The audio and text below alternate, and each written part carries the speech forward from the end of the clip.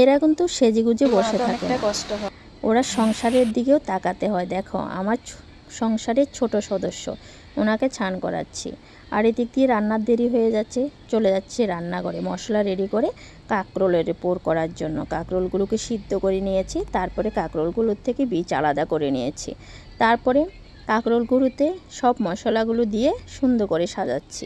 ভাবছি এখন এগুলো কি ভাত দিয়ে খাবো না একা একা বসে বসে খেয়ে নেব। আবার চিন্তা করছি না, যদি খেয়ে নিই একা একা তাহলে শেষ হয়ে যাবে, তাহলে এগুলো কি করতে হবে, ভাত দিয়ে খেতে হবে। না গো, সবাই মিলে খাবো, একা তো আর কোনো কিছু খাওয়া যায় না, সবাই মিলে খাওয়ার মধ্যে আনন্দটা থাকে। আমার আবার কাঁকরোলের পোড়টা একটু কমই ভালো লাগে, কেননা আমি আবার কাঁকরোলের পোড় ওই অনেক কিছুর পোড় বানাই, তো আমার ওগুলো আবার ভালো লাগে না। কিন্তু আমার ছেলের খুব প্রিয়, ও আবার ভালো খায়। আর এদিক দিয়ে ভাবছি আমার কাজ বাবাজি আমাকে ডাকছে একটু খাবার দাবার দিয়ে, না হলে লঙ্কা ধরবে নাকি, ধরবে না। সেই জন্য চলে গেলাম লঙ্কা গাছের মধ্যে, কিছু লঙ্কা গাছের গোড়াটাকে একটু মাটিগুলো সাজিয়ে দিচ্ছিলাম। আর এদিক দিয়ে বসে বসে দিব্যি আর আমি গান করছি, কেউ কিন্তু শুনতে পাচ্ছে না, একা একা গান করছি মনের আনন্দে। আর লঙ্কা বাবাজি বলছে আমার গানগুলো তো একদম ঝালাপালা হয়ে যাচ্ছে। কি করব, গান তো করতেই লাগে মনের আনন্দটা রাখার জন্য, কারণ বাড়িতে তো কেউ থাকে না, একা একাই আমার থাকতে হয়।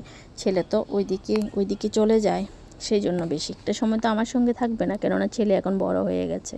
আর আমার সঙ্গী কি গাছগাছাড়া, ওদেরকে নিয়ে আছি। আমার আবার খুব ভালো লাগে গাছের সঙ্গে একটু বেশি কথা বলি, কেননা ওরা তো আর জবাব দেয় না, শুধু আমাকে বলতে হয়, সব কিছু আমিই করি। সেই জন্য এডিট করতে বসলেও শান্তি পায় না, ফোন আসে, ফোনে কথা বলতে হয়, আবার ভিডিও রেকর্ডিংগুলোকে কাটতে হয়। বাবা এই পর্যন্ত আমরা 4-5 বার কেটে দিয়েছি। যাক, যা হবে হবে, যদি ভুল ত্রুটি হয়ে থাকে তোমরা একটু সংশোধন করে নেবে, কেমন। আর এখন আমি বাইরে চলে এসেছি, কি সুন্দর বাতাস বইতেছে, আর আমি রান্নাঘরে বসে ভাত রান্না করছি।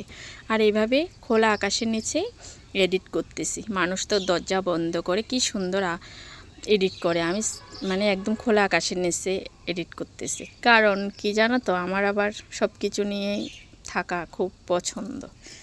আবার এদিক দিয়ে ভাবছিলাম একটু ভিডিও বানাতে হবে, তখন ঘরে গেলাম, ঘরে গিয়ে একটু সাজুগুজু করলাম, আবার ঘরটাকে একটু সাজিয়েছি। যদি তোমরা দেখো কেমন সাজালাম, দেখো তো। হয়তো বেশি না, চেষ্টা করি কিন্তু সময়টা পাই না। এদিক দিয়ে একটা ফ্যান দিয়ে দিয়েছি, উপরেও একটা ফ্যান দিয়ে দিয়েছি। আর এখানে কি জানো তো, মোবাইলটা রাখার জন্য সেটিং করছিলাম, কারণ মোবাইলের কোনো স্ট্যান্ড আমার কাছে নেই, সেই জন্য ভালো কিছু আর পাইনি এইভাবে। আর ফুলগুলো কেমন হয়েছে বলবে তো, ফ্লিপকার্ট থেকে আনিয়েছিলাম। দিয়ে রাস্তায় এসে দেখি কি আমার কুকুর বাবাজি বাইরে চলে যাচ্ছে, পটি টটি করবে তো, সেই জন্য তাই বাইরে গিয়ে দরজাটা খুলে দিয়ে আসলাম।